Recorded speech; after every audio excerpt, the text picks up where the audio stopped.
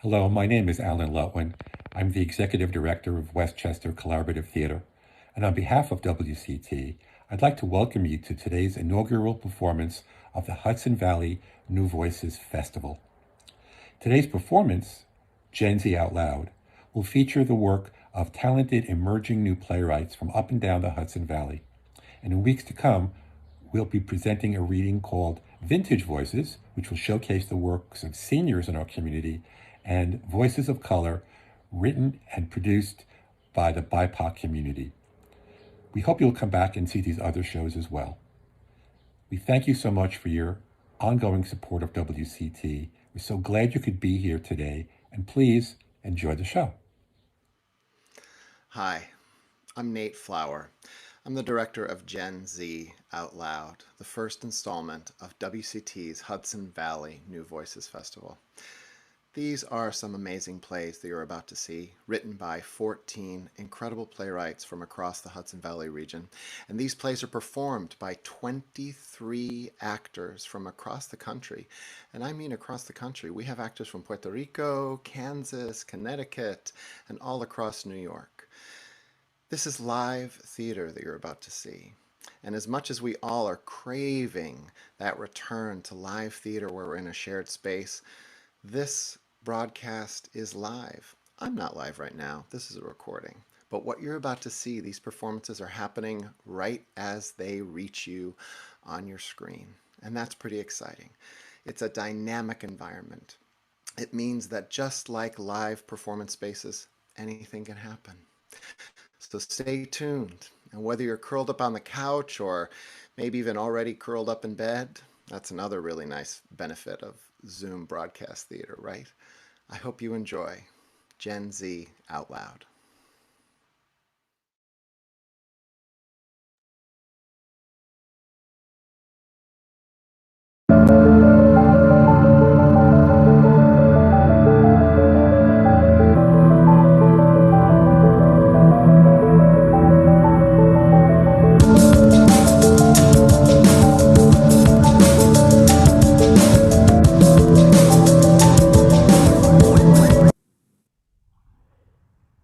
Majored in Flowers by Madeline Lobdell. Scene 1. A cottage in the woods surrounded by lush green trees, bright blooming flowers, and the sounds of birds. Kat enters at a slow jog. She wears a graduation cap and gown which is unzipped, revealing a floral dress. She rests her hands on her knees and breathes deeply. Finally, she looks up and takes in her surroundings. Hello? Mary? It's me. A woman with mischievous eyes pops her head out of the cottage door. Catherine, whatever are you doing here? You're supposed to graduate today. I did, with honors. And then I panicked and ran away. Well, I suppose you'd like to talk about it. Have a seat. Kat sits down on a soft patch of grass. I don't know what I'm going to do. When? Ever? Did you go to college? What do you think? No. Correct. These woods and I have been here far longer than your little college has. How old are you? You've asked me that every day since we met. It's impolite. I thought maybe you'd tell me today, since it's the last time you ever see me and all. You said that last time. Well, I didn't plan on having a panic attack at my graduation. Why did you do that? Same reason I always have. Look, I can't help you if you don't give me a clear answer. We decided that long time ago. Cat plucks at some grass. Stop that. I don't know what I'm doing. I said that already. Interesting. I should be starting a life, a career. Says who? Society, I guess. You don't have to listen to them, you know. I know. You didn't. Never have. And I knew you didn't the minute you wandered into my little corner of the woods.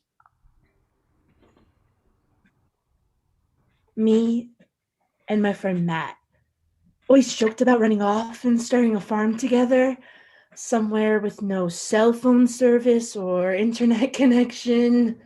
I don't know what cell phone and internet are. Lucky you. Oh, they sound awful. They are. Would having a smoke make you feel better? It depends. What are we smoking today? I have cloves and daisy stems and skull caps. I don't know what those are. I'll try it. Mary gives Cat a pipe. Cat lights it and takes a puff. What the hell, Mary? What's this supposed to do? Distract you. Well, it's certainly doing that. Wonderful. Cat lays down.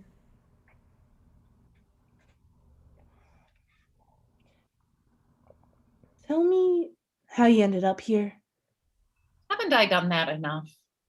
Maybe, but I want to hear it one more time. When I was your age, I was to be married. My father had found me a suitable but boring husband. Oh, but I had no interest in marriage. My true love was the forest, the trees and the flowers and the animals, the mushrooms and the grass beneath my feet. But I couldn't flee until the night of my wedding. I was locked in my house until the wedding, agreeing to marry only if I could pick my own bouquet. I was very careful with what I chose, and that night I crushed some of the petals into my new husband's wine, just enough to knock him out, only a little. And then I ran. I ran and I ran until I found a place that was truly my own. Maybe that's what I'm doing now. Or not, since you are at my home. This is my favorite place in the whole world. I miss it so much. Stop acting like you'll never see this place again. Well, I won't, will I? Since my first visit, you always said, you can come now, but the minute you graduate, you will never find this place again. And then you do that weird cackle. Don't have a cackle. I'm sure you don't. Now tell me, how can I come back? Oh, well, sweet child, it's not a matter of coming back. It's a matter of never leaving. You want me to stay here? I never said that. Well, that's perfect. All these flowers and fresh water from the well. Help in my garden. Waking up to birds chirping. Help in my kitchen. So offices and desks and suits and commutes. Help cleaning my house. Mary, it's perfect. Yes. Well, there is a catch. That can't be that bad. It's not ideal. Well, then tell me what it is. Mary takes Kat's hand. Well, I'm afraid you wouldn't be able to leave. Ever. that's all. That's not so bad. You wouldn't be able to see your family or friends, like that boy, Mike. Nah, Right, whatever. that's not so bad. I mean, they're always pressuring me, always expecting way too much from me. Yes, but they'd always wonder where you went.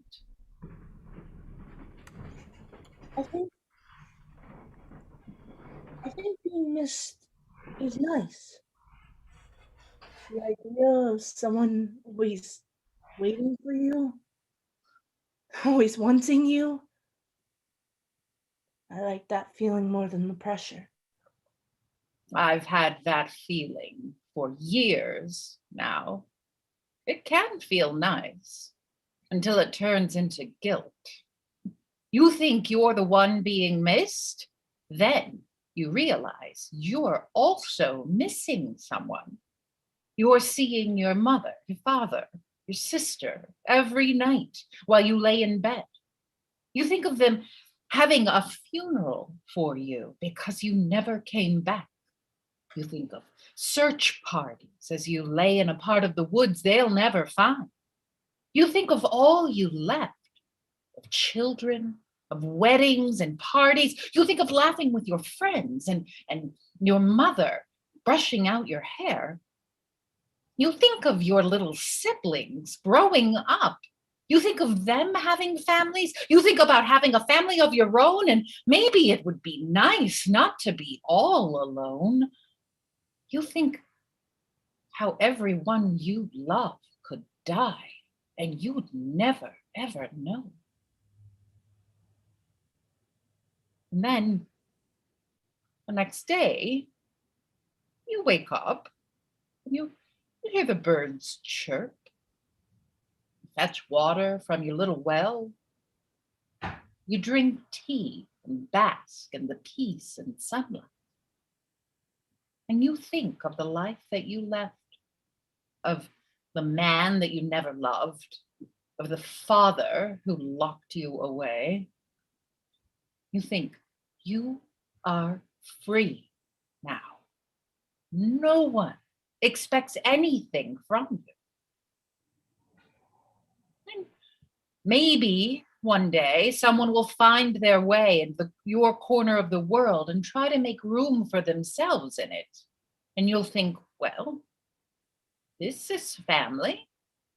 In a way, it's enough. Maybe it is worth the running and the missing and the longing. That's just a possibility. Maybe things will be different for you. Yeah. Maybe so. Kat lays face down in grass. Mary strokes her hair. There, sweet girl. I'll just make you a flower crown while you think about it. It's just all the decisions I have to make are so scary. Should I include my babysitting job from middle school on my resume? Do I want to move to the city? Do I want to get my master's? Here, it's like, yes. I do want tea. Yes, I will have bread for dinner because that's all I'll have. Yes, I will water the garden. The woods are not without their own questions. You stumble across an injured doe. Do you put it out of its misery or nurse it back to health? Is that mushroom safe to eat? Do I turn right or left to go back home? Sure, but those feel like fairy tale things. And my things feel so real world and scary, but also boring. This place feels like magic. I don't want to leave. Are you sure? I don't know. God, why can't things just be easy? Quit being so dramatic. I'm dramatic? Me?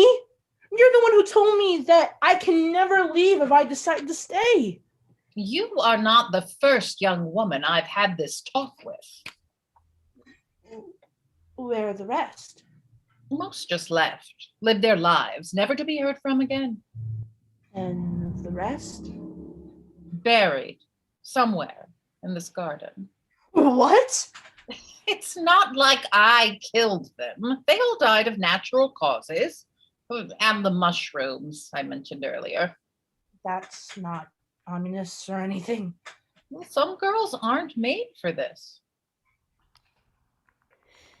You think I'm made for this?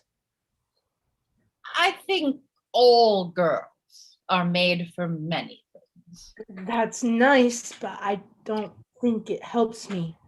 She takes a puff from the pipe again. That doesn't help either. She begins yanking out the grass again. Stop doing that or I'm taking back my offer. I just don't ever think I'd find a place like this again. Or a person like me. That too. And there's so much to miss out there. But there's also so much to regret. Sure. I'd miss the flowers and the light if I left. It's always so bright, and I'm too pale for that. I have aloe plants. It might help. So quiet here. And it's so loud everywhere else. I don't need all those voices. Only mine. Does it rain here? Or is it always this bright? Well, this garden needs rain to grow. I want to stay. I just told you, girls died here. I'd rather die here than live out there. Again with the dramatics. Why now? Are you deaf? Listen to me. You are not the only confused young woman I've met. And that's what I'm here for, to help you find your way through the woods and through the world. You can't come back later when you've sorted yourself out. That defeats the purpose. I still choose to stay. Are you 100% positive? Yes! I don't want to face anyone out there. Not even your friend Matt? Well, maybe him, but not enough to change my mind.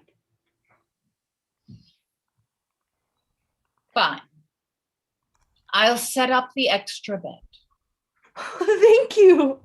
Kat hugs Mary. Mary hates it.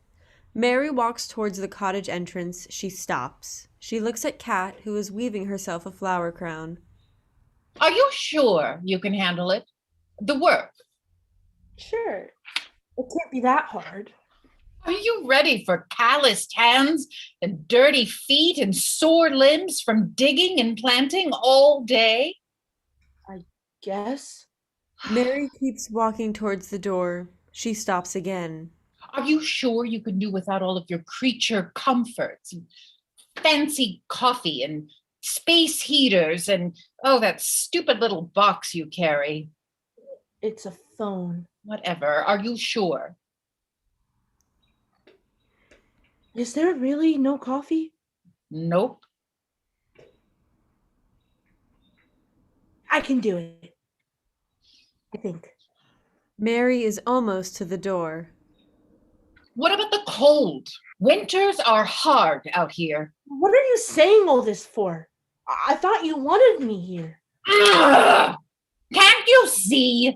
I can't keep you. What? The other girls weren't like you. I didn't care. You, child, have made me care about you. What does that mean? It means that I have lived the life I longed for and worked for, and you should live yours. I do long for this. Oh, you do now, but I know you have dreams outside these woods. You have to leave. You can't waste your life being a witch's assistant. So you are a witch. Yes, but that's not the point. The point is you need to get back to your life. Why? You have potential, oodles of it. Now, shoot, before I change my mind. Okay, guess I'll go now if you really don't want me. It's not that I don't want you. It's that I want you too much. I know you're too good for this. But why the other girls? Why did they stay? Maybe they had nowhere else to go. Now go. You're the one who's stressing me out. She picks up the abandoned pipe from before and begins smoking. I'll miss this. I'm sure you will. But there are so many other forests to explore. Find them. Kat stands and takes one last lingering look at the clearing. Can I take a flower to remember you by? If you must. Now go. Kat carefully considers the flowers and picks a huge, bright red zinnia. Excellent choice. Thanks for everything. Kat starts to turn and walk away. Oh, wait! Kat looks back. Mary has vanished. She's confused but keeps walking. The flowers behind her wither and die, but the woods ahead of her seem to grow each time her bare feet hit the ground. Mary is gone, and so is the cottage and its gardens, leaving only a matching bright red zinnia.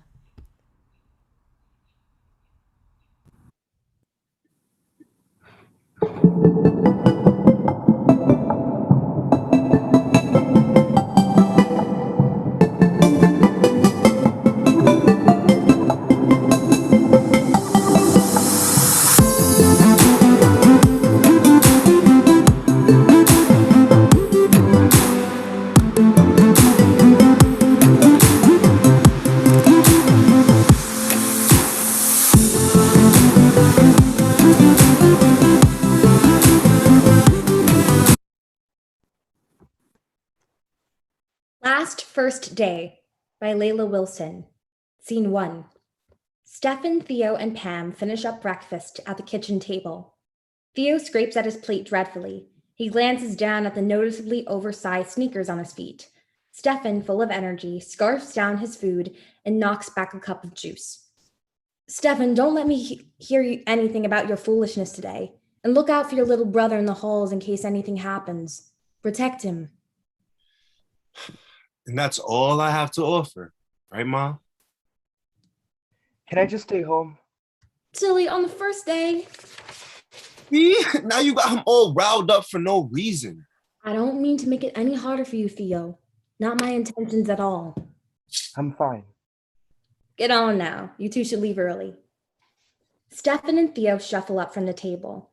Pam scans Theo up and down in disbelief. What in the hell are those marshmallows doing in your feet?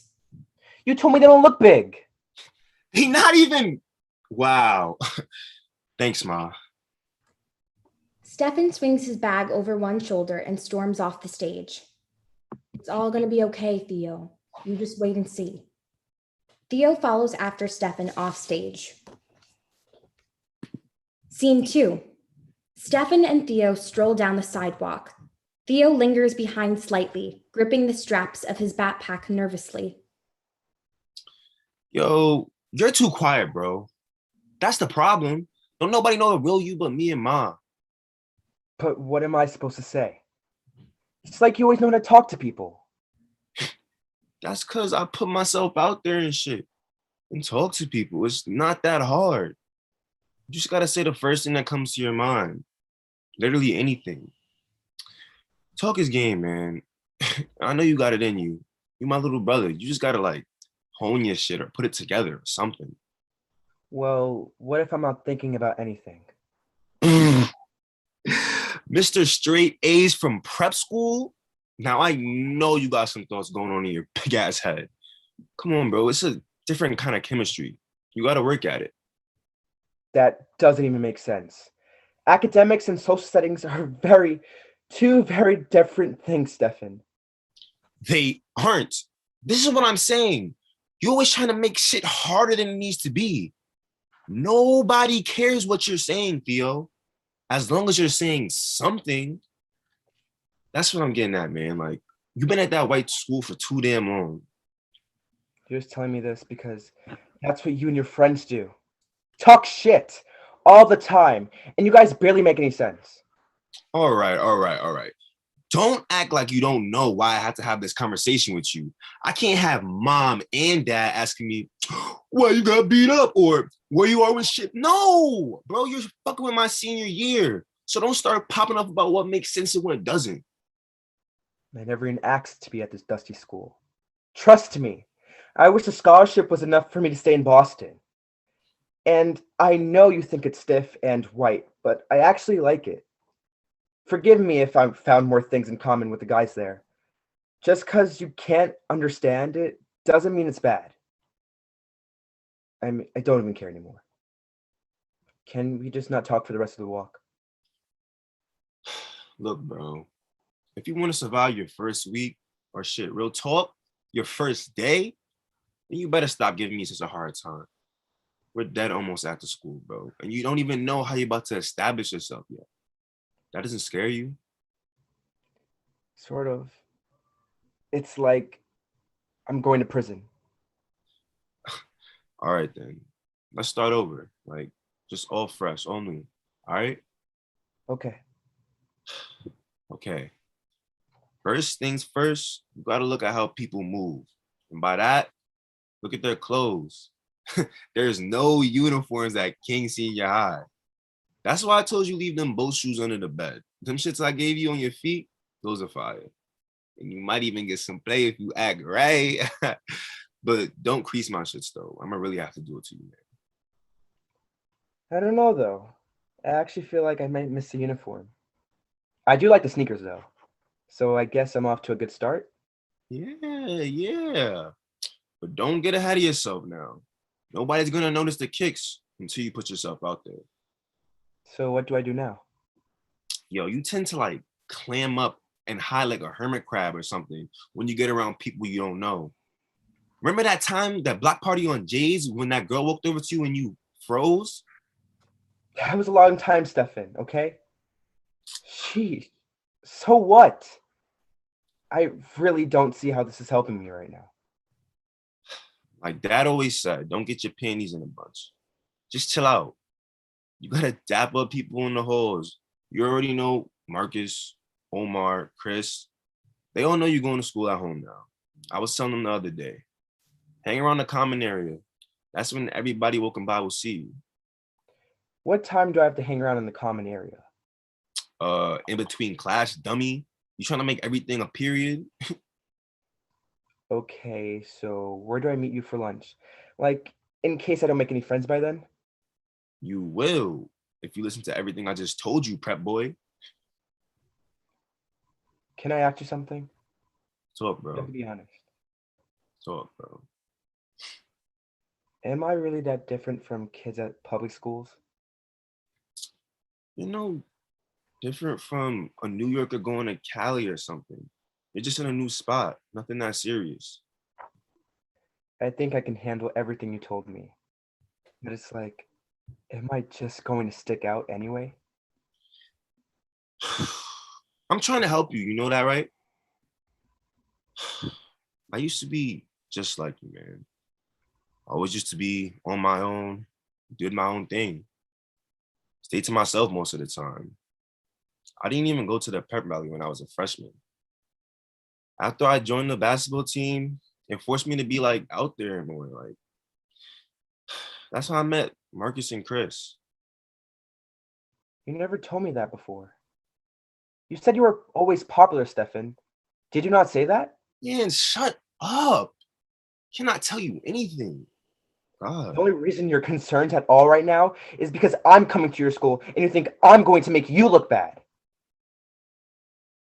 You ungrateful? Nah. I should have let you wear that little pilgrim uniform to school and let your ass at home. It's always about you.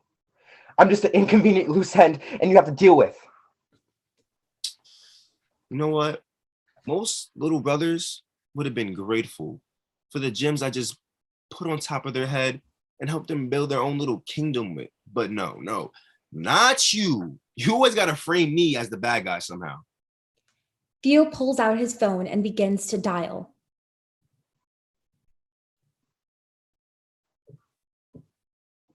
What? Bro, I know you're not. Give me that. What are you doing, bro? Look where you at. You're in high school, man. Every day's not roses. And you can't call mom every time you feel threatened. She already feels sorry that you can't go to your school back in Boston, bro. What are you trying to do? Make her cry? Don't be selfish, man. All right. This is what Omar, Marcus, and Chris and I do every time we wake up. You've seen it before. It goes something like this.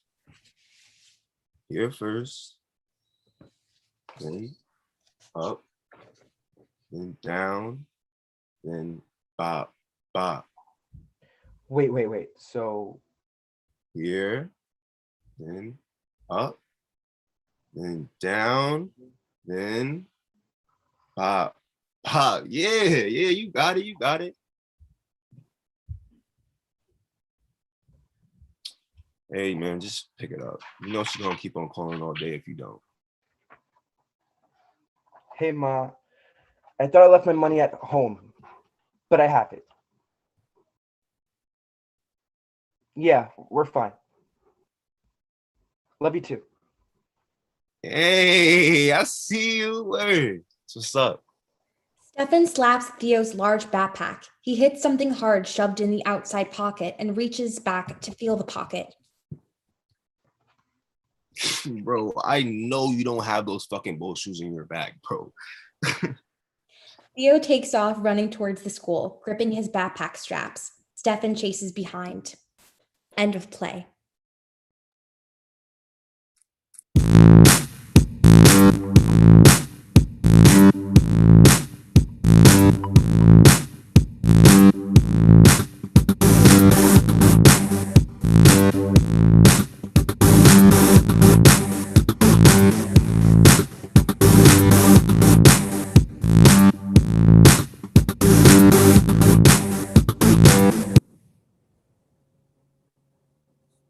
Queer Talk by Frankie Eisenhut.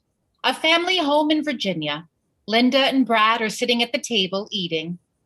And listen to this. Her card declined 3 times. And she kept saying, well, that's not my problem. And I'm like, well, it's not my problem. Your broke ass can't afford this coat. This is Burberry, not the clearance shop. Yeah, that's nice, honey. And our new hire, Melinda, asked for a 15-minute break. A 15-minute break? What does this look like? Walmart? Wear better shoes. I wonder what's going to happen for the Super Bowl this year. Should we still have the party? Now we'll have to see what the governor says. Dylan enters. Oh, there you are. We were just discussing the Super Bowl. Oh. How was school? Oh, it was good, you know. Do you have any idea where you want to transfer yet? The deadline is coming up. Oh, I was thinking maybe Parsons. Parsons! That's an art school. You need to do something practical.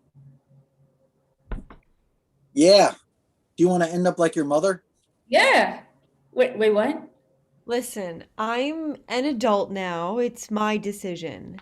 And I kind of have been wanting to tell you guys something for a while now. Is everything okay? Are you hurt? I'm okay. Everything's fine. It's just, well, you know I've never been too feminine. Are you a lesbian? What? No. Well, yes, but no. I can't be a lesbian because I'm non-binary. Aww. What? Yeah. Good. You guys don't know what that means, do you? Not a single clue. Are you attracted to objects? Well, it's a gender identity, and I don't conform to any gender. Oh, God. Please tell me you're not one of those transgenders. No. Someone who is transgender was born in the wrong body. I was born in the right body, but I'm not a male or a female. What surgeries do you want? How can we fix you? I don't want any surgeries, and I don't need to be fixed. So that settles it. You're a female. No, I'm not. But how do those people go to the bathroom? What? Well, if you're not a boy or a girl, then you won't have genitals, right? No, it's just how I identify. I use they, them pronouns now. Some people may choose to change their bodies, but I don't plan on it. Are you a liberal now? What? All those liberals think they can identify however they want. Can I no longer call you my daughter? You can call me your child. I still don't get it. Okay. Yes, I am biologically female. My sex is female, but my gender is non binary. I don't want to be seen as a man or a woman. I just want to be seen as a person. But we do see you as a person. I'm not talking about you, just in general. But why? Why now? Because, Mom, I'm growing up. And I've decided to come out publicly. Did you post this on Facebook? Not yet. Why? Don't come out or post this. This is embarrassing. Oh, I didn't realize I was such an embarrassment. My bad. You're not an embarrassment. It's just you're a girl and we care about how other people perceive you. I am not a girl. And why? Why do you care? I don't. We just want what's best for you. I just don't understand what I did wrong as a mother. Why are you not happy? Mom, you did nothing wrong, but this isn't about you. It's about me. I don't feel comfortable in feminine clothing or following the stereotypical gender norms of either gender. Okay, but this is difficult for us. For 19 years, you've been our daughter. I know. Sorry, this is just a lot to take in. I understand it takes some time getting used to, but please try to get in the habit of using gender-neutral words and pronouns when it comes to me. For example, they are going to Parsons instead of she is going to Parsons. You're not going to Parsons. I think I am, but that's another conversation for another time. But do you get it? So, my child, They, them, they are? Are you a robot now? Just because you like Transformers doesn't mean you have to become one. Linda hits Brad's arm.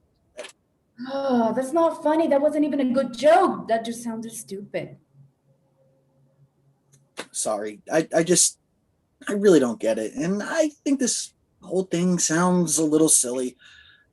I'm hearing you, Dylan, but this is something very new and that I don't really get. So we are their parents. Yes, exactly. I don't know about this. Well, then it's a good thing she wasn't. They weren't asking for your permission. All right. Well, I'm finished with my dinner. I'm gonna go hop in the shower now. Enjoy your girls or people. Yes, people talk. Brad exits. So, how long have you known? About a year or so. And you waited this long to tell me. It's not an easy conversation. I'm your mother. I know, but I finally come to acceptance with who I am, and it's time for me to be honest and come out. Yeah, I guess it's not an easy thing to bring up. So, do you date girls or boys, or how that whole sexuality work now? I only date girls, so I just say I'm gay. Have you ever dated girls before? Well, no. I've had lots of crushes, but I've never really felt comfortable being me, so it never worked out. Plus, it's not easy being gay in a town like this. I see what you mean. I'm so sorry for your father's and my immediate reaction. It's just we grew up in a different time. But I do feel you feel comfortable talking about this in the future. And I'm sorry, but why do you want to go to Parsons? I know this is not what this is about, but I just need to know. I thought it was silly talk before. Mom, I told you I want to go for fashion design. But isn't there another school for that isn't so far away? So that's what this is about? What? The fact that Parsons is in New York is your problem. Mom? It's just that you're my little baby girl, baby person. And what if something happens to you? What if you don't like it? What if you get lonely? What if you forget me? What if you never come back home? Mom, your child is growing up. You need to accept that. This will always be my first home. My child is growing up. They grew up too fast. It's just, I love you so much, and you're my only child, and the thought of losing you is just terrifying for us. I know. Your child loves you too. Lights out. End of play.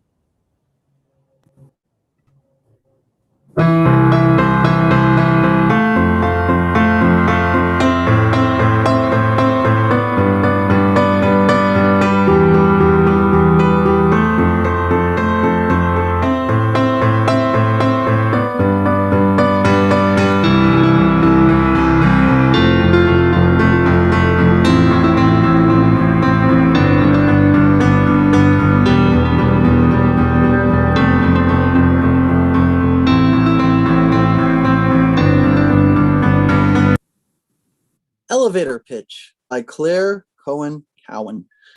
Lights up on Mark Greenstone, waiting for the elevator. It dings. The doors open and he enters. Mr. Greenstone! Greenstone begins rapidly pushing the door's close button. It doesn't seem to be doing anything. Enter Stryker, screenplay in hand, running towards the elevator top speed. Mr. Cohen, hold the door! The doors begin to close, but Stryker stops it. Mr. Greenstone, I know what you said about making an appointment, but And why didn't you make one? I tried to, sir, but your secretary. Is a very lovely woman, and I'm a very busy man, Miss Perry. I don't have time to hear about every crappy screenplay that's shoved in my face. Please, sir, both already in the elevator. The ride to office can't be too long. Just please hear me out. Fine. Oh, thank you, sir. Thank you. Which floor? Greenstone, without responding, moves in between Stryker and the button and pushes the button for his floor on his own. The elevator begins to move. I'm waiting. Okay. In the distant future, society is far apart and regressed into medieval times sort of deal. Everyone works like lowly peasants, except for a few people who live in this big grand tower and rule over all the other people. Our main character is the prince of that tower, but he doesn't know that because his advisor had him killed. But instead, he ended up being taken by this blacksmith as an apprentice. But then he finds out, so he ends up going on this quest to reach the tower and claim the throne and save the land from corruption and... I'm going to stop you right there.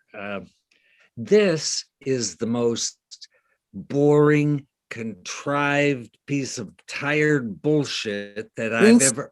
Stone is interrupted by a loud screeching sound, followed by a big bump. The lights go down, then come back up red. The elevator has come to a halt. What the... oh, God. Oh, no. What's going on? Greenstone desperately pushes the emergency call button. He starts pounding all the buttons, anything to make the elevator move again. Oh, shit. Fuck. We're stuck, aren't we? What does it look like? Damn it. Look like we're not going anywhere for a little while. Huh. I guess I could take my time then. A dark and stormy sky hangs overhead. Thunder cries and red bolts of lightning plague the air. We pan slowly down as the Tower of Marcana comes into view. It's the only structure in sight, standing high and mighty above the rest of the plain. The camera slowly outwards and the top becomes focus. Standing on the ledge is our hero, the nameless Scion. Far from his rightful home. Next to the tower, he is but small, insignificant, helpless. He turns away from the tower and... Oh, for Christ's sake, stop that. What? The voice. Just say the thing in your normal goddamn voice. And while you're at it, could you please get to the interesting parts? You're killing me. Oh, okay.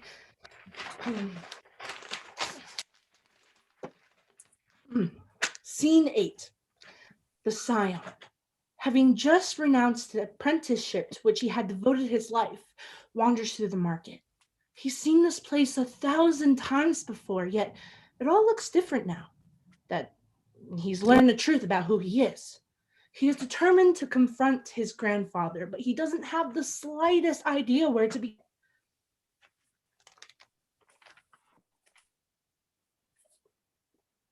Hold on. Just back up. I thought you said that the advisor was the bad guy. What does the guy's grandpa have to do with it? So now you're all of a sudden interested. I got nothing better to do. Least you can do is help me follow along. So how about you answer the question? Well, John doesn't know about the advisor yet, but his grandfather is somewhere within the Grand Martin, knows everything about the tower. What is the Grand Market? Basically, it's everything but the tower. The whole country has just become this giant market. It's always opened, and everyone's just trying to sell stuff else all the time, even though there's any money. Everything beyond the tower and the market is just a wasteland. But how did it get like that? Mr. Greenstone, I just let me keep reading. It'll all make sense. Please call me Mark. Come to think of it, I don't really know your name either. It's Samantha, sir. But my friends call me Striker. What the hell kind of nickname is that? I punched someone. What? I knocked our school bully's lights out in the 7th grade. Had the nickname ever since. No shit. Yeah, happened again when a drunk executive started coming on to my girlfriend. So you punch executives now. Not exactly a pristine reputation, is it?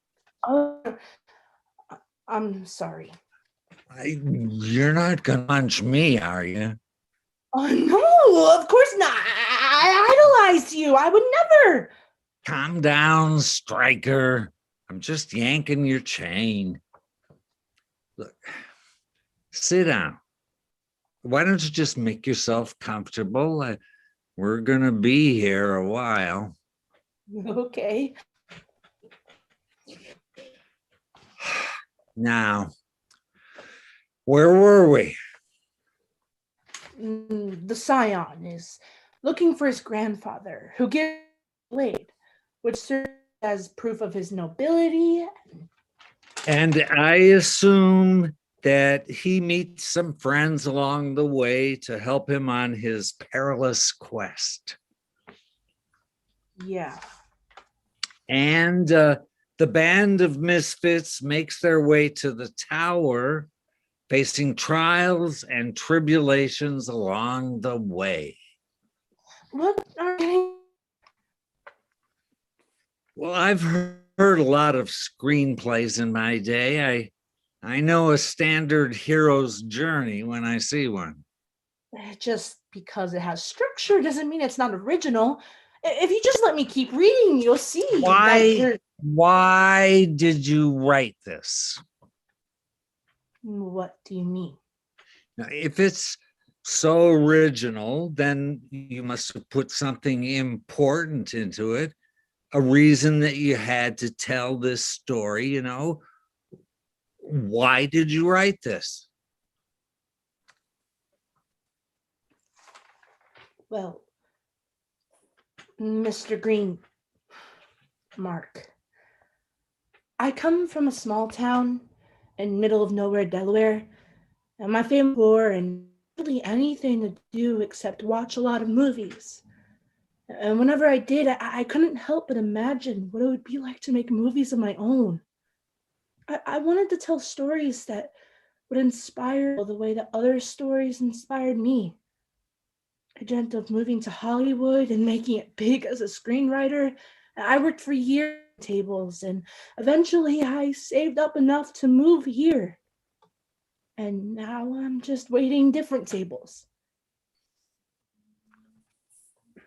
I guess I wrote this because in a lot of ways, I feel just like my protagonist. Small, significant, an ant. And I'm your tower. What? It would have been a whole lot easier if you just got an agent. Why accost me in an elevator? You think I didn't try? No one's ill chance. I worked my ass off trying to make this dream come true, and I keep being treated like I'm a dime a dozen. You thought I'd be different? That I'd see in you what no one else could? I guess.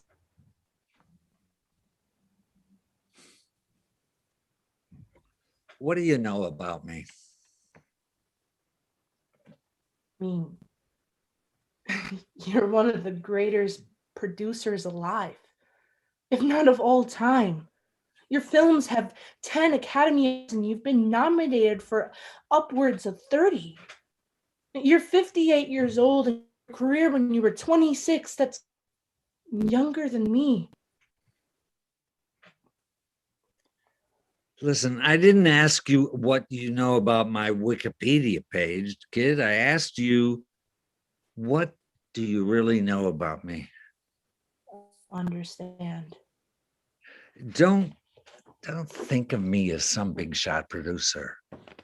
You don't know who I am as a person.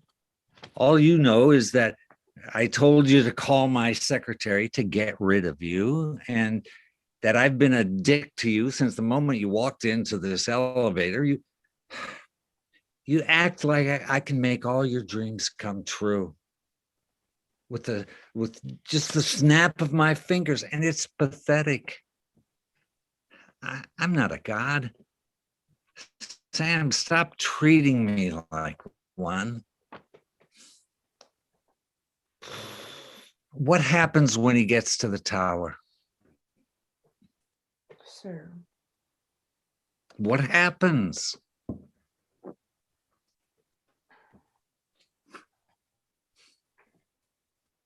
He finds out that he was never really done, that just some nameless boy all along.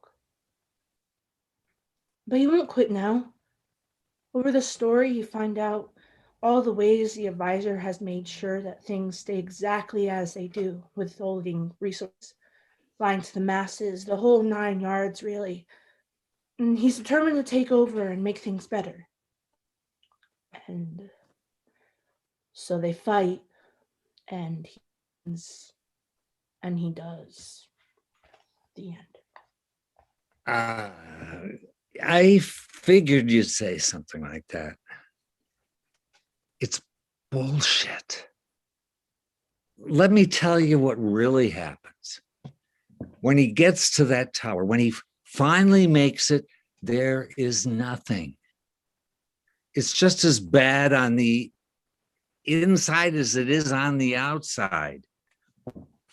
That advisor doesn't have any more of an idea of what's going on as anyone else. He may pretend to, and worse still, the others, they'll pretend like they think he does, but he doesn't. Look, I'll be honest with you, kid. I like it. The setting sounds interesting, and it may be naive, but I think people could use some hope right now. But I'm not doing as well as you think I am.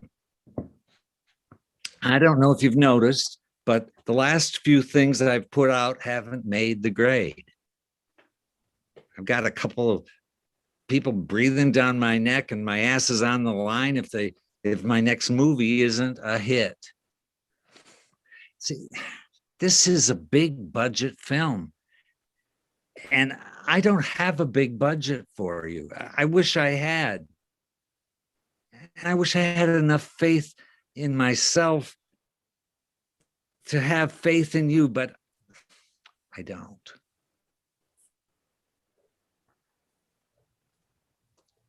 If we can't depend on gods, then what can we do?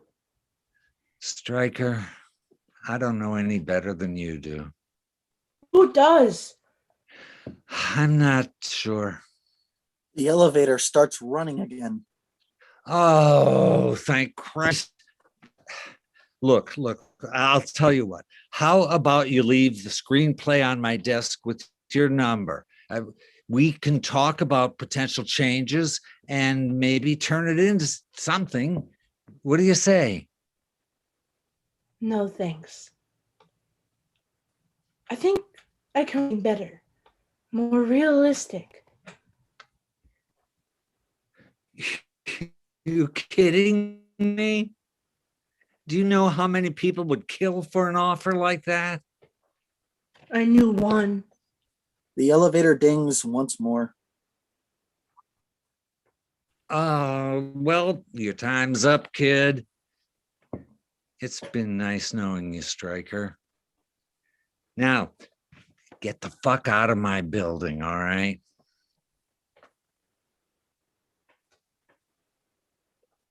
All right. Bye now. Greenstone leaves the elevator. Stryker presses the first floor button. Another ding and the doors close. Lights down. End of play. Play.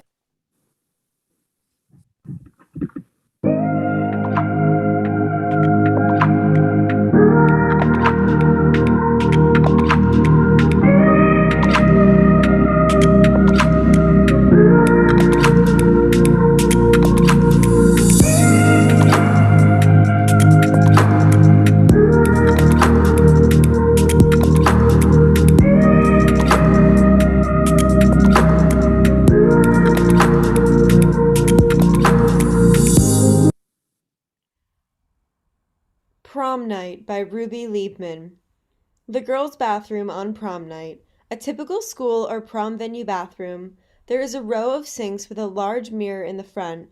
Behind them are 3 bathroom stalls.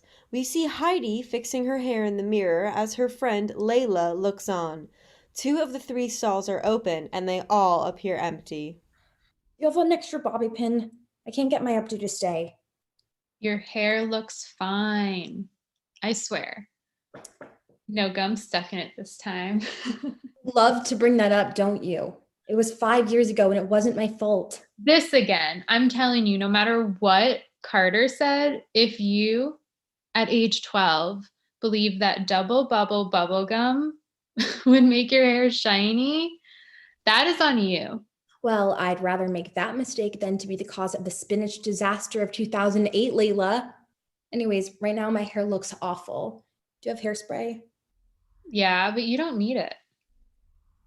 Do you even know how to use it? I've only ever seen your hair in a ponytail.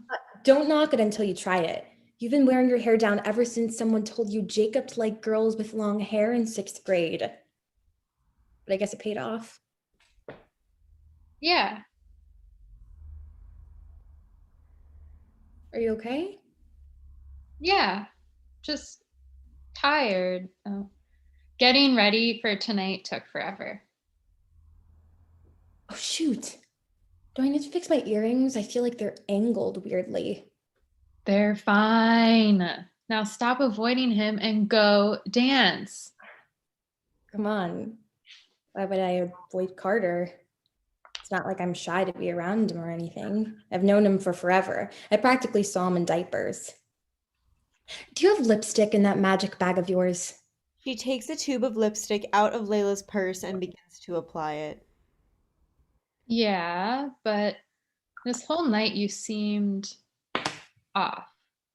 You didn't force us to listen to Jay-Z in the limo. You hardly ate at dinner, and you're freaking out over your looks for no reason. What's going on? It's nothing. Never mind. Yeah, right. I know you better than that. Tell me, I could use a good distraction from my own stuff. What stuff? What's your problem? Nothing, nothing. Just worried about the bio essay tomorrow. You're not in bio. And there are no essays in bio. And tomorrow's Saturday. You're You're still full of crap. I guess so. Now, what's going on with you? It's nothing. Just let me fix my dress. You're still beautiful, and you still need to get back out there. As she says this, Callie exits a stall we thought was empty. She's wearing a fairy tale dress, and everything we can see is perfectly in place. You scared me. Sorry, I'm just on my way out. Layla stops Callie on her way to the sink. Callie? Right? Tell Heidi she looks gorgeous and should get back out there.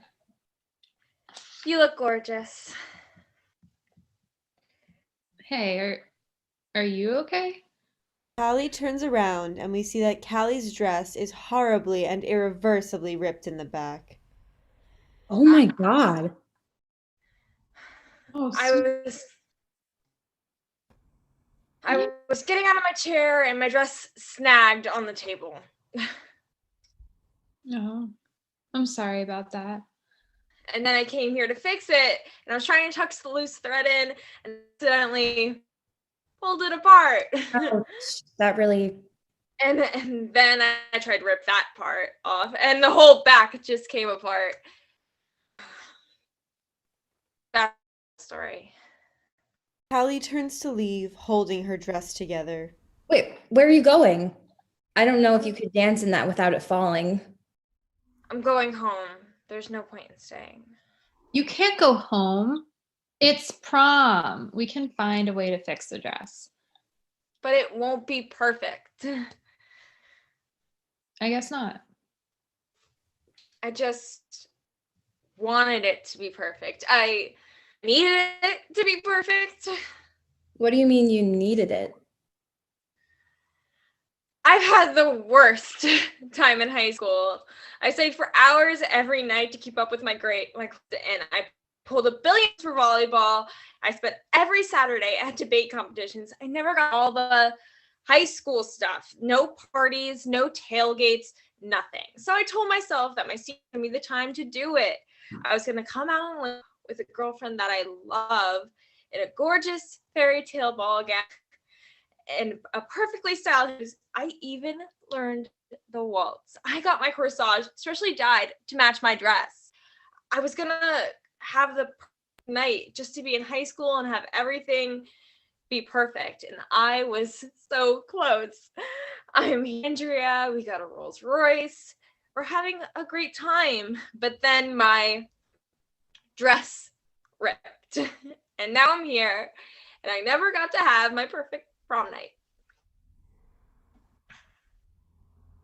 It's just a dress. Heidi, not helpful. I'm sorry. No, it's fine. You're right. It's dress, but it's just one more thing I can't control. Yeah, I get it. Laila, you so don't. Your prom night is perfect. You're in your dream dress and you're here with Jacob, the love of your life. Everything about your night is perfect, except I'm dragging you in here with me. You can just go out there and be with your boyfriend. Jacob dumped me. He dumped me, so it's not perfect. And yes, I'm upset, but I didn't want to ruin our prom. And now something is clearly going on with you and Carter, and I just wanted to be here for you without making it about my thing. And then you made me. Oh, shit. I'm so sorry, Laila. I had no idea. Of course you didn't. I didn't tell you. Why not?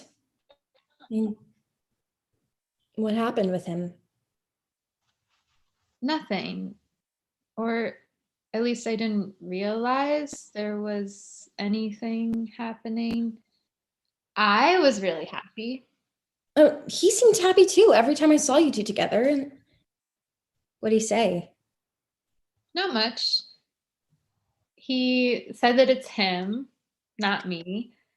He said that he wants to stay friends, and then He just dumped me. I want to punch him so bad.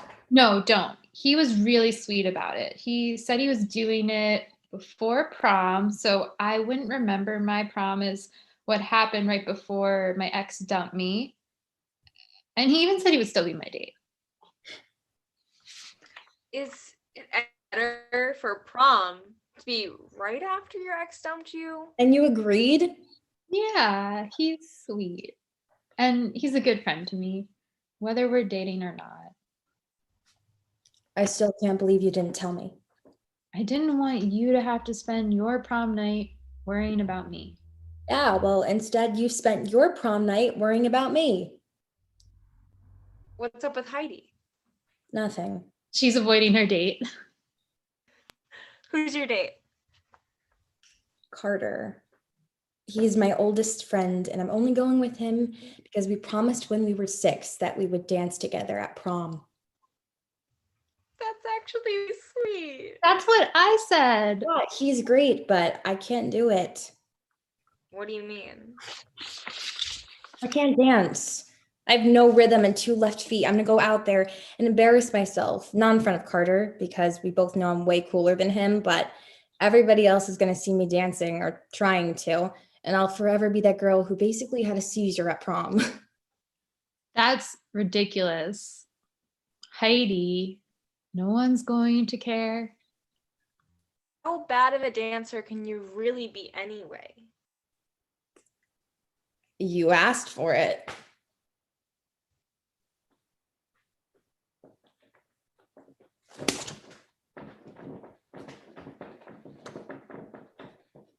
It could be worse, I guess. Have you thought about maybe doing something different with your legs? Oh, like using my knees more, or?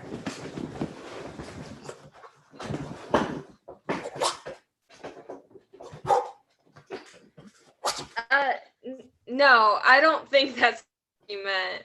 Not really. Hopeless.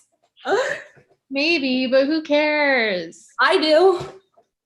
Exactly. You're the only one who cares. I can't tell if you're being really nice or really mean. I'm being nice. No one's gonna care like a giraffe with a hangover. Ouch. As long as you're enjoying yourself. Heidi, do you like to dance? When I'm home, I dance, and I like that. Yes, perfect. You like to dance. Heidi, it doesn't matter how bad you are at it. I guess not. I'm just dancing with my oldest friend, fulfilling my oldest promise. So you're going to dance? I've got to dance. But Callie, you have to take the advice you just gave me. Huh? Who cares? You're here with your girlfriend, you look beautiful, and it's prom night. Who cares if your dress is ripped? The high school moment you're looking for shouldn't be a perfect night. I don't think anyone has had anything perfect in high school. You should be looking for the fun on prom night that you can have if you get over your dress. But I literally can't dance. I'll flash the PTA. I think we can fix that. How? Laila, what else do you have in that magic bag of yours? Let's see.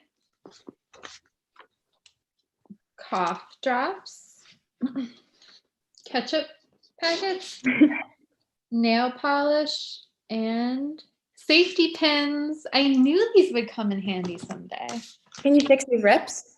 I can try. Now, I just need to figure out how to deal with Jacob tonight. He wants to do the nice thing and be there for prom, but it just kind of hurts to see him. Maybe just don't dance with him? I'd rather dance with my ex than be the sad girl dancing alone who just got dumped. Sure, but those aren't your only options. Come dance with me and Carter. Well, okay. And you should come too, Callie. I will. In the bathroom. And I think I owe Aunt dance. But the two of us will come over to you guys right after. Before you go, I have something to ask you. Do you need dance tips? Because I think you two could really learn a lot from me. The girls link arms and exit, giggling and dancing terribly. End of play.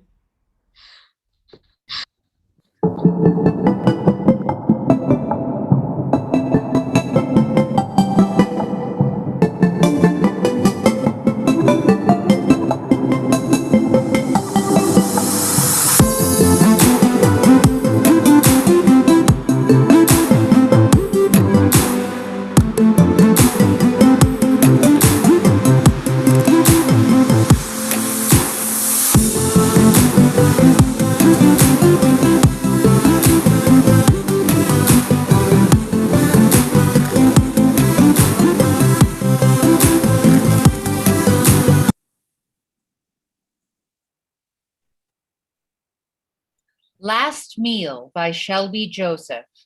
We are in a plain interrogation room lined with white cinder blocks. It's unsettlingly bright inside, only a metal table with a matching metal chair center stage. Augie Perry sits composedly in the metal chair. He's wearing a gray prison jumpsuit and his wrists are cuffed to the table. A young guard, William, stands behind Augie and concentrates on following his every move.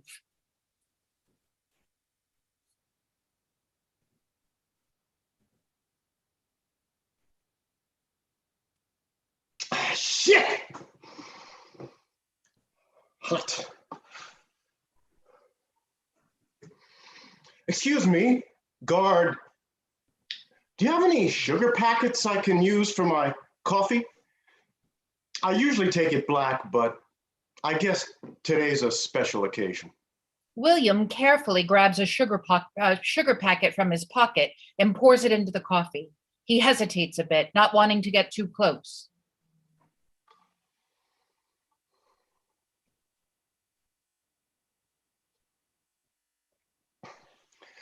Now that's some good coffee. Thank you. William. You know, I had a friend in elementary school named William. He used to go by Billy, though. Ironically, we would play cops and robbers together every day after school. I always hated being the robber.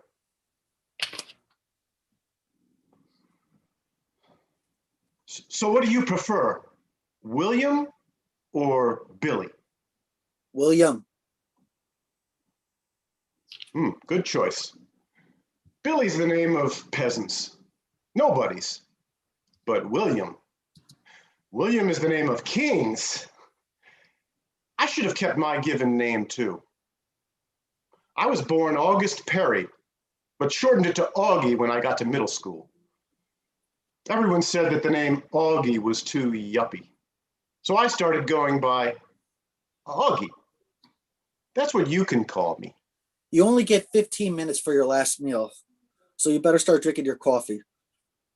The earlier you finish, the earlier we can execute your ass. You mean murder my ass, right?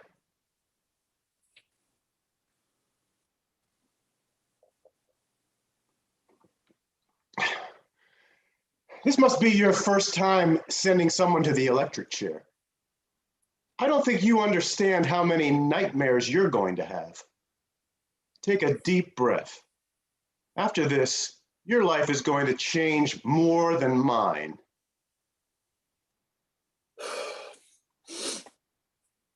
This coffee tastes terrible, by the way. That sugar you gave me was Splenda, right? Yes, it was Splenda, sir. I mean, it was Splenda. Look, I'll be right back. And don't try anything. I have a gun. William exits the room for a moment. He returns with coffee creamer. Without speaking, he pours some into Augie's cup. You know, even though I'm a few minutes from death, I'd never intentionally hurt you. When you said don't try anything, you must have thought I'd hurt you. I want you to see me as a friend. Yeah, well, you'd be one of the worst friends in all of history. You get your followers to kill your parents and your brother and then personally kill your nephew? And you want me to be your friend? Yes. Well, me personally, I think the world's going to be a whole lot better place without you and your twisted cult. Just wait until my old man finds out I got to do the honors. I see you've been watching Channel 6, reading articles by those corrupt journalists saying that I'm evil. The number of times I've been called the devil in the past year would have made the average person stop believing in God. My church's congregation killed my family, not me. I didn't know anything about the plan. There are tapes, journal entries, eyewitness accounts of you manipulating them to kill for you. Now your family and their reputation is fucked to hell permanently.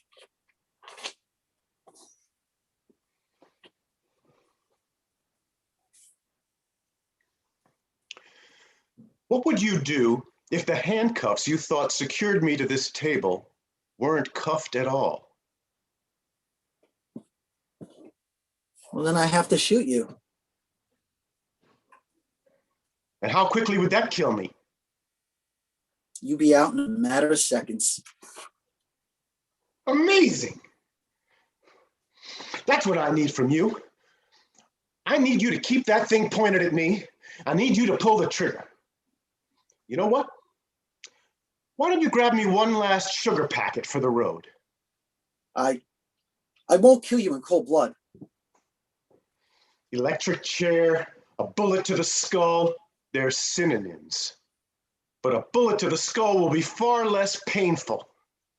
Anyhow, sugar, William. William takes another sugar packet from his pocket. His hand shakes as he pours the sugar into the coffee cup. Why are you shaking? I'm not. Why are you shaking? I said I'm not.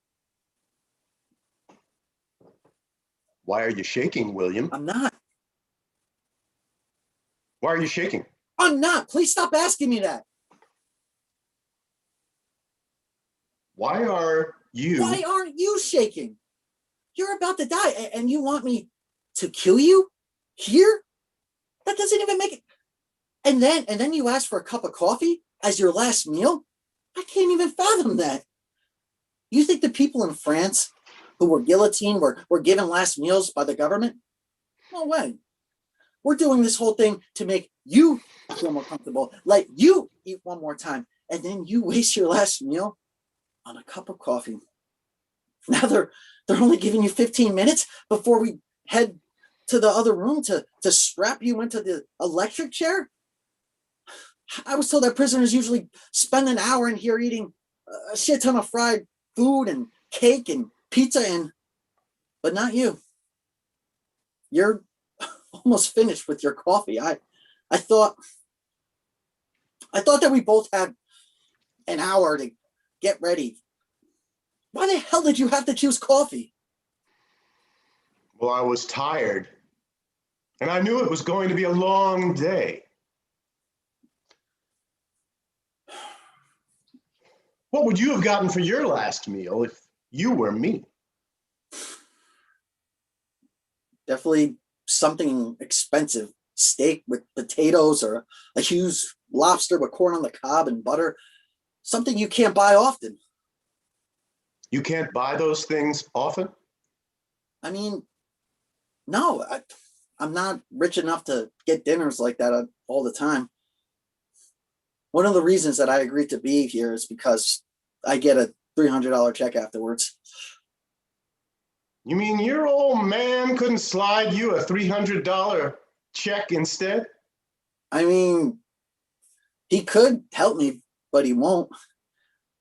I wouldn't help me either if I were him. Could I ask what you did? I won't have anyone to tell.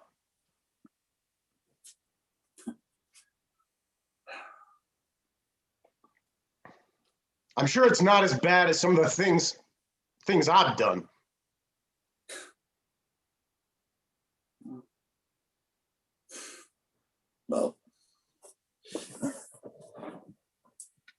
Well, when I was 17, I got home late from my friend's house. It was only about 15 minutes or so, but when my dad was drunk, he thought I was hours late or something. So he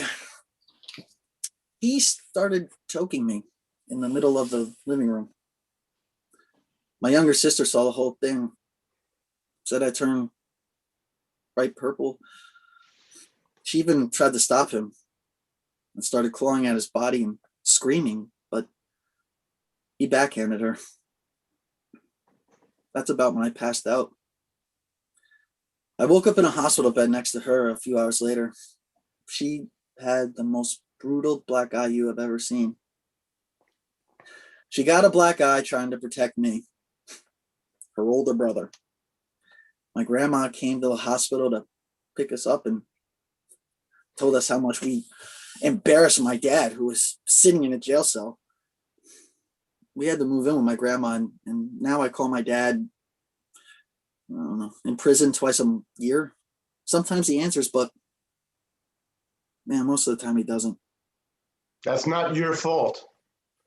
You were. I should have kept our family business within our family. He was drunk, so he didn't know what he was doing, and he was innocent. I want you to know that your dad is an asshole.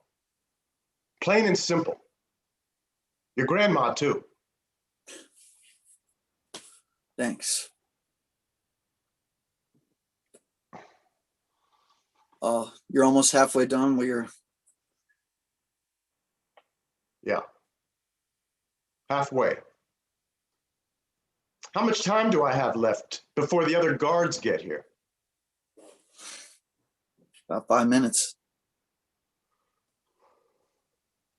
Okay. That's a perfect amount of time, William. I'm not leaving this room alive. I want you to shoot me. Right here. I can't. Would you just please stop asking me that?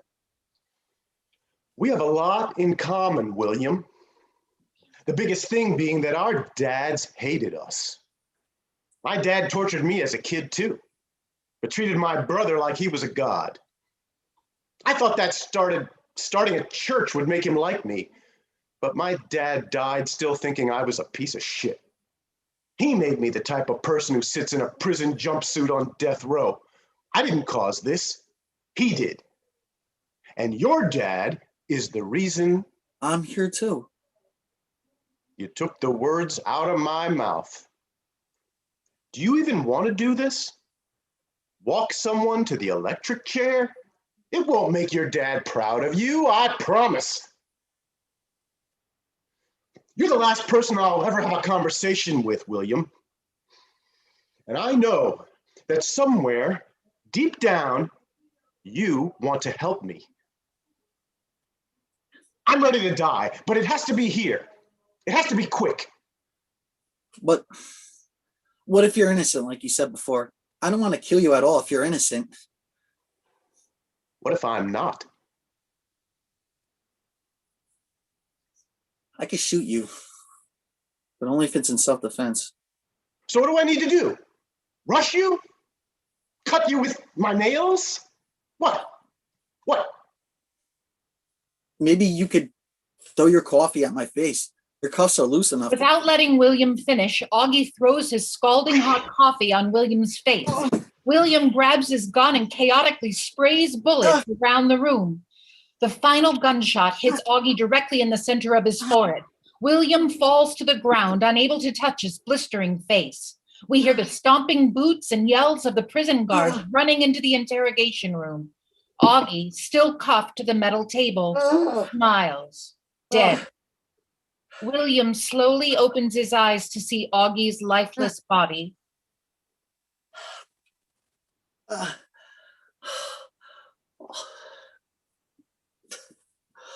Augie. Lights down. End of play.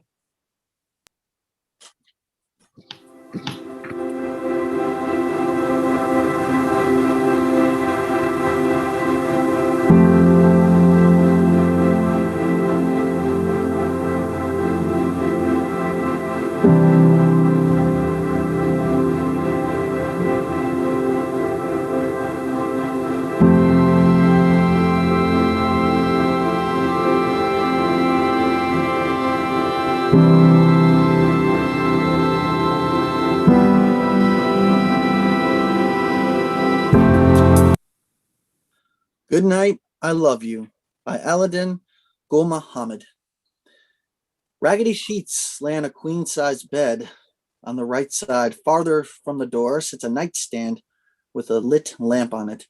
The door swings open, and Henry enters. I'm not talking about this anymore. I'm going to bed. Henry slams the door. He hobbles over to the far side of the bed. Once he gets there, he climbs in. It is not easy for him. Nora enters. Henry, you come back out there so we can talk about this.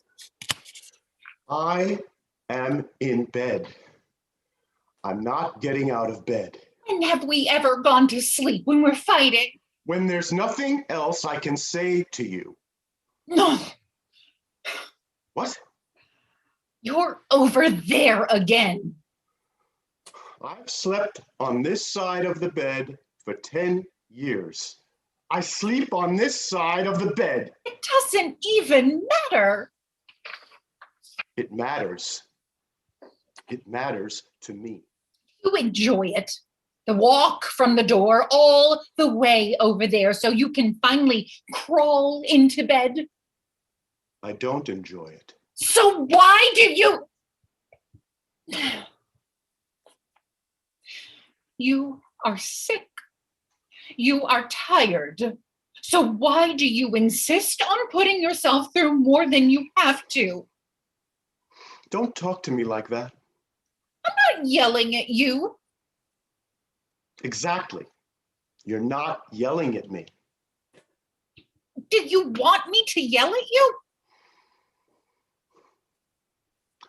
I want you to treat me like you did before we went to that doctor's appointment. Just sleep on my side of the bed. For God's sake, Nora, I'm going to sleep. Fine. You want to go to bed? We'll go to bed. Nora reaches over Henry, turns the lamp off. Henry stops her. Don't! Nora lays in bed. Henry turns off the lamp. The stage slowly fades to black. I love you. Good night. Nora, didn't you hear me? I said I love you. Nora? Nora? Are you okay? Henry turns the lamp back on. Nora? Please say the thing. Henry grabs her hands. She won't move them. Nora, quit hiding your face from me like an embarrassed middle schooler. Henry pulls her hands away. Don't make me laugh. I'm angry with you. Oh, you're angry? Why are you angry? Because you're an asshole.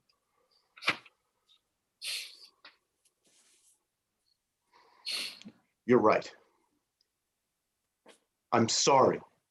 No, you're not. You're not sorry about anything.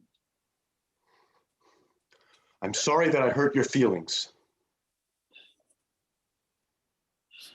Regardless, when I say I love you, good night, you have to say what you always say. What does it even matter? Because you say it to me every night. I don't sleep well if I don't hear you say it. Why don't you just go to sleep? I just need to hear it. Please. Just say it when we go to sleep. We're going to sleep. Henry, you lied to me. I did. You've never lied to me before. Not once before. So why the hell didn't you tell me that the doctors only gave you a month to live? Nora, this can wait until tomorrow. No, it can't. And do you know why it can't wait until tomorrow? Because in 1 month, you'll be gone and I'll be alone. So if it's all right with you, I'd like to get the unpleasantries out of the way so I can enjoy what little time I have left with my husband. You're not going to enjoy this time with me. I demand an answer. I deserve an answer.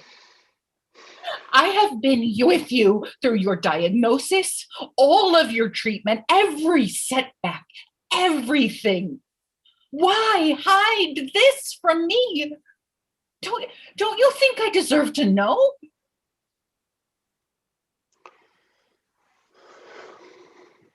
Has anyone ever asked you that dumb question?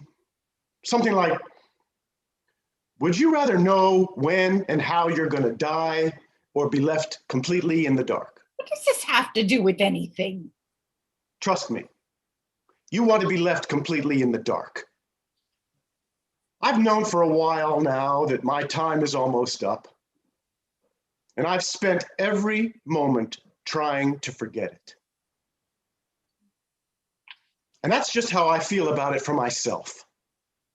I couldn't imagine if someone told me that you were going to die. I mean, imagine putting that on your calendar. Sorry. This is what I'm trying to say. If somebody told me you were going to die on the 31st, I would spend every day before and every day after it in agony. Is that what you want? I want the truth. The truth is overrated. No, the truth is not overrated. My husband tells the truth. And it may not be pretty or happy or fun, but he always tells the truth. Nora? Would you want to know? Want to know about In that what? scenario that you were talking about, wouldn't you want to know if I was going to die on the 31st? Wouldn't you like to know, Henry? It doesn't mean it would be good for me. Do you think I'm still here because it's good for me? Look at me. Still as beautiful as the first time. Don't give me that crap. Look at me. I'm getting fat. You were always too skinny anyway. Shut up. I'm getting fat. My hair is turning gray. I'm starting to look like my mother. You would want to know. And I know you love me and you don't want me to hurt. But I am gonna hurt because I love you too. You don't need to say anything. But you would want to know. Henry lays down. I'm sorry. Nora lays down with him. Henry turns off the light.